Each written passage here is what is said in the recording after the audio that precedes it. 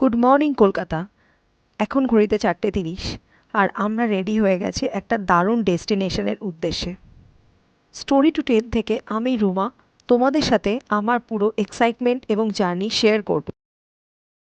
ক্যাবে উঠে পড়েছি আমরা।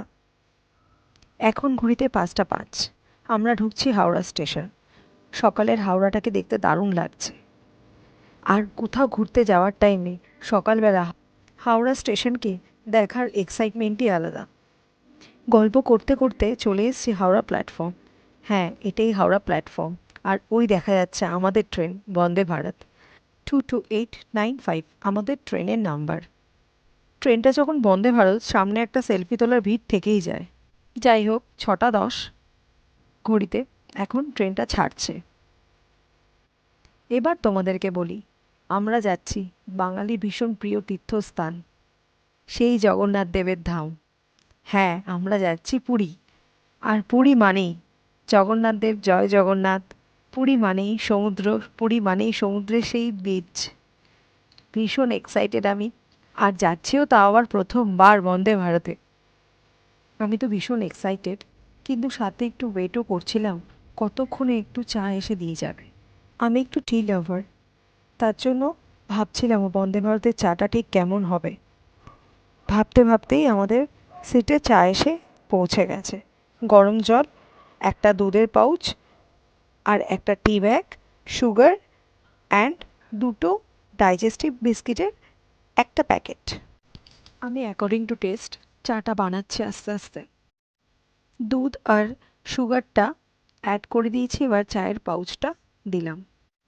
এবার ফাইনালি চা রেডি। বিস্কুটটা খুলে চা একটু চুমুক দিলাম।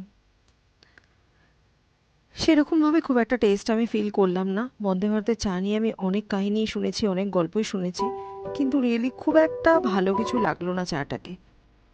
চায়ের টেস্ট যেমনই হোক না কেন, ট্রেনটা কিন্তু বেশ কমফোর্টেবল।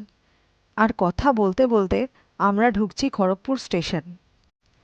দেখো, সকালবেলা তো আমরা ব্রেকফাস্ট করে বেরোইনি অত আর্লিতে। আমাদের না খিদেও পেয়েছিল। এখন খড়গপুর স্টেশন ঢুকছি, কিন্তু এখনও অবধি আমাদের কাছে কিন্তু ব্রেকফাস্ট এসে পৌঁছয়নি। দেখা যাক কখন আসে ব্রেকফাস্ট। খড়গপুর স্টেশনে ট্রেনটা দাঁড়াবে মাত্র 2 মিনিট।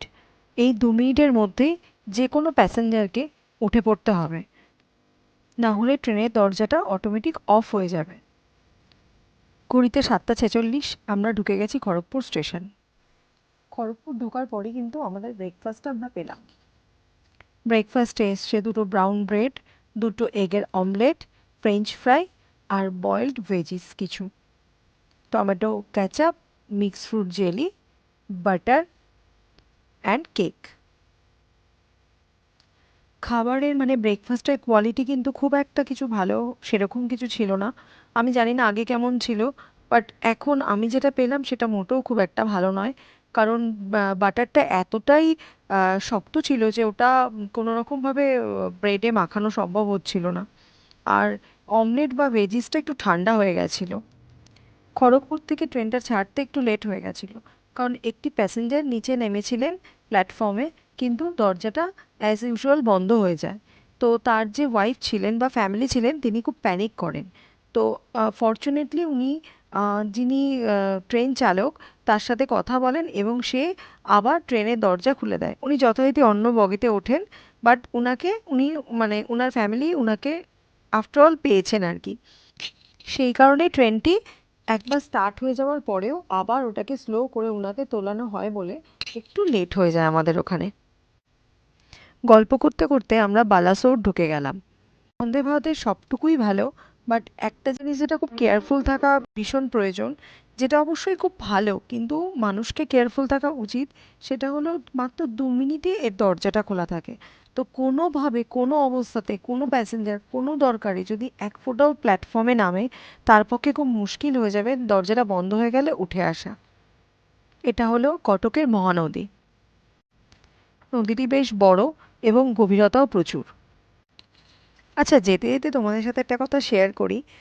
আমার এই প্রথমবার পুরী যাওয়া, কারণ এর আগে আমরা বহুবার প্ল্যান করেছি, বাট একটা কথা আছে না যে যতক্ষণ না তীর্থস্থানে ভগবানের ডাক আসবে ততক্ষণ অবধি কেউ পৌঁছতে পারে না। আমাদেরও বিভিন্ন বাধাতে আমরা আর পৌঁছতে পারিনি, বাট ফাইনালি এবারে আমি পুরী যাচ্ছি 11টা 2 ঘড়িতে। আর আমরা পৌঁছে গেছি কটক স্টেশন। এবার আমরা আস্তে আস্তে এগোচ্ছি ভুবনেশ্বরের দিকে। মোটামুটি বন্দে ভারত নিয়ে প্রচুর ভিডিও আমরা অনেকবার ইউটিউবে দেখেছি, অনেক দিন ধরে দেখছি, কিন্তু আমি এই প্রথমবারই এই ট্রেনে উঠলাম এবং এই জার্নিটা যথেষ্ট কমফোর্টেবল। বন্দে ভারতের টয়লেট নিয়ে প্রচুর ভিডিও রয়েছে অলরেডি এবং প্রচুর ভিডিও দেখেছি আমরা, তাই আমি আলাদা করে কোনো ভিডিও টয়লেট নিয়ে করিনি, বাট টয়লেটটা নো ডাউট খুব পরিষ্কার, খুবই কমফোর্টেবল, কোনো প্রবলেম নেই। বাট আমি নিজে যেটা ফিল করলাম যে বন্দে ভারতে ব্যাক টু ব্যাক কিন্তু খাবার আসে না, তো আমরাও কোনো খাবার নিয়ে বাইরে থেকে উঠিনি। এতক্ষণে জার্নিতে অনেক ক্রেভিং আমাদেরও হচ্ছিল, তো তোমরা সাথে করে কিছু খাবার নিয়ে উঠো, তাহলে খুব নিজেদের জন্য খুব সুবিধা হবে। দেখো, গল্প করতে করতে আমরা পুরী স্টেশন ঢুকছি। 12টা 51-তে আমরা প্ল্যাটফর্মে আসলাম, কিন্তু আমাদের 12টা 35-এ আমরা পৌঁছে গেছিলাম।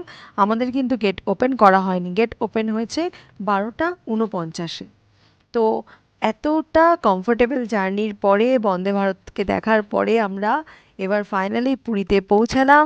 পুরীতে অনেক কিছু ঘোরাঘুরি রয়েছে, তোমরা সবাই সাথে থেকো।